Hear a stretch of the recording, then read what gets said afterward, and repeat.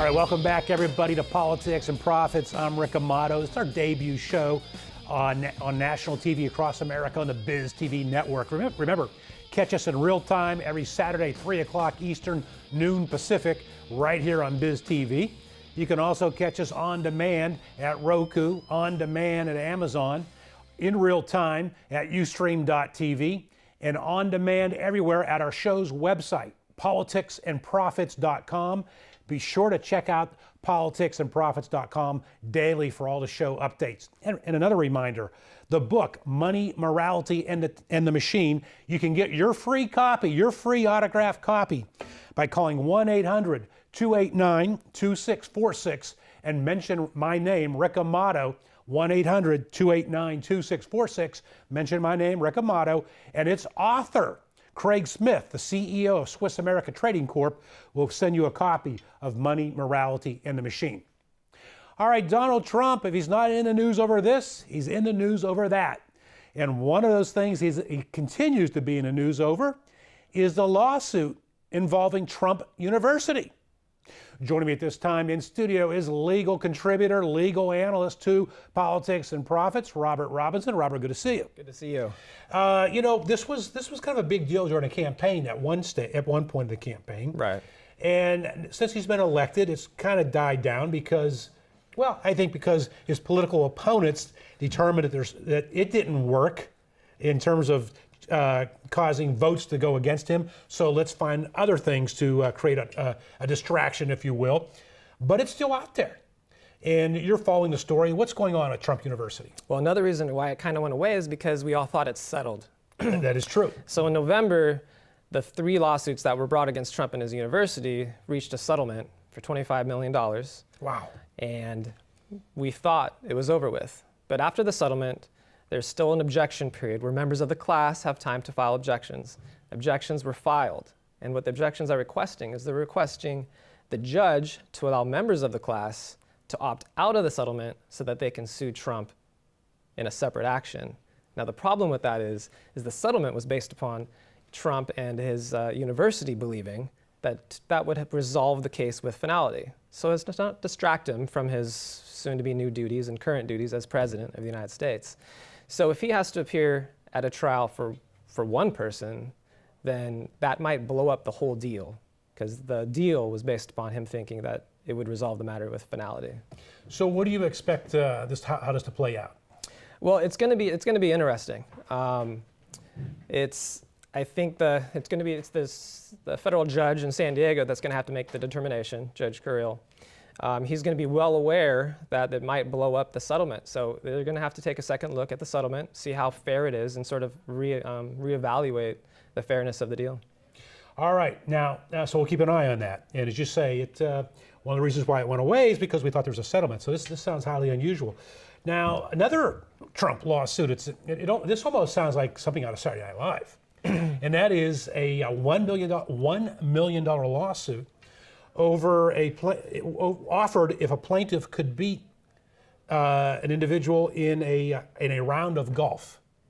And Trump is actually the secondary defendant here, unlike the headlines which you read, which imply that he was directly involved. But you're following this story. That's right. This is an interesting one. And this case arises surrounding a charity golf tournament that just happened to be at the Trump Golf Club in New York. I think it was hosted by the Alonzo Mourning Charities. Alonzo Mourning is a NBA retired all-star. And do you golf, Rick? I don't. Okay, so for those that don't golf, at these charity golf tournaments, it's quite customary to have a hole-in-one hole or a couple hole-in-one holes, where if a participant gets a hole-in-one on that hole, which is very hard to do, they win a prize, often a trip to a location or a new car. In this instance, the prize was $1 million cash. So, and a participant actually hit a hole-in-one at that hole. The problem is he didn't receive the $1 million. From the Alonzo Mourning Charities. Correct, but who actually pays that $1 million is an insurance company. So the insurance policy said that the hole had to be at least 150 yards. Oh, and geez. the tee box happened to fall a few yards short of that requirement. Like 147? About that, exactly. Oh, man. Okay, so I think Trump, according to Business Insiders, attempted to resolve that lawsuit by offering the plaintiff to play him in a round of golf. And if he beats Trump, Trump will pay him the $1 million. And if Trump wins, he would have to pay him $100,000.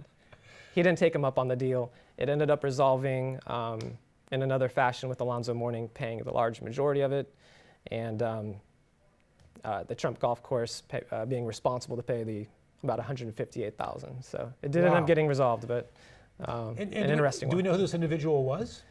You know, it's Mr. Greenberg. He's the CEO of another company that's quite a successful company himself. So he could have afforded the $100,000 should he have lost that round of golf. Oh, I don't know about his personal finances, but that's a pretty chunk. Mr. Trump, if you don't know, is quite a good golfer. I think his handicap's a 3, which is much better than the large majority of non-pro golfers.